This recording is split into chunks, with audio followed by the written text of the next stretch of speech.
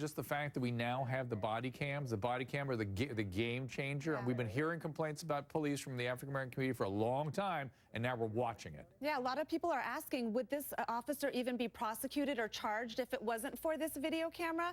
I doubt it. I don't think so. And I have been such an outspoken advocate of making sure, or saying that police officers all should have body cams. It should be mandatory. Every department, because we have this technology. Why are we not using it? There should never be a he said, she said when there's an incident like this, especially when there's a killing and someone is shot and dead. Yeah. So I think it should be mandatory. And of course, Anahita? I totally disagree with that, Dr. Drew. As a defense attorney, I've handled these types of cases quite frequently. And I always say on your show, there's never such a thing as a slam dunk case. But when you heard the DA here saying that I'm going to get a murder conviction, I don't blame him. I think that he can, because this is all about credibility.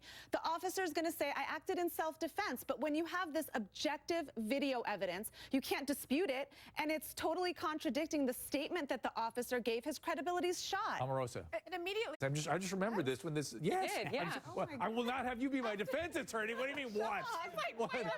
No, I was. You didn't get shot.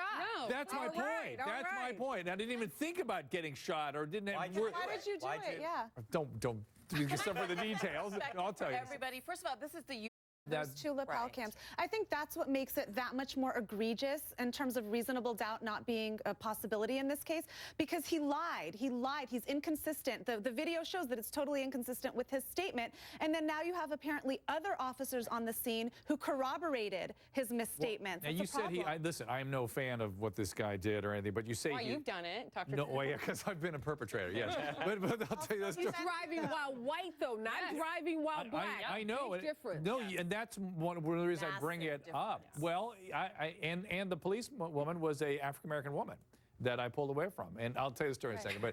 But you said he lied, but you know as an attorney that the eyewitness and the memory of what people went through is vastly different from the facts almost always. That's very true. So are you saying it's willful lying or just a convenient distortion, or what is it? Well, eyewitness testimony is not necessarily reliable, but never reliable, right? I don't know about never, I mean, but maybe it's accurate. notoriously unreliable. Let's put it that way. You always need additional information. In this case, yeah, he's going to obviously, maybe if he's confronted with his lie, say maybe I didn't remember, it was the heat of the moment, but he made these statements supposedly and he put them in a police report. Right. Well, let's be clear here, Anahita. This guy wasn't there.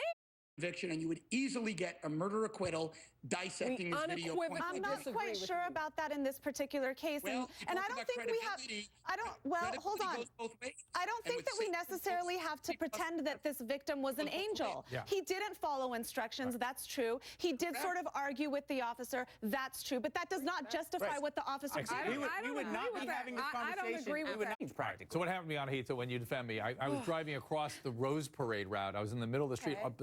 People had let me through, open barriers up, and at the last minute, this cop started banging on my car. I thought, she doesn't understand what I'm doing. I'm trying to just drive across the street, so I drove across and parked, and she came and gave me a, what do you call it, resisting an officer or something? Really? I had to appear in court. She gave you a ticket? You should have called me.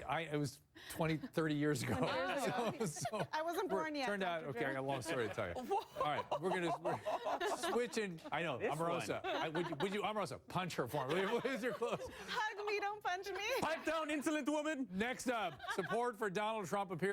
Many times when I sat in deposition, I'd love to tell them to go to hell, but you just never do that. He won the case. He got his attorney's fees, and I don't think that's going to hurt him. Just like calling, Mexican illegal immigrants, that didn't hurt him. Just like calling McCain a non-hero, that didn't hurt him. He's number one, Dr. Drew. He's number one in the polls. But it's still insulting to. It's still insulting to. I was just going to say whatever it is. Like Donald Trump and John McCain right now. No, I just wanted to just make the point that whatever the reason is. Love you. I was just going to say whatever it is that he's doing, it's working, because this isn't hurting him, it's helping him. And I think even if he doesn't really want to be president, if that's not his intention, this is going to translate into money for him. He is doing this. I want to let you give.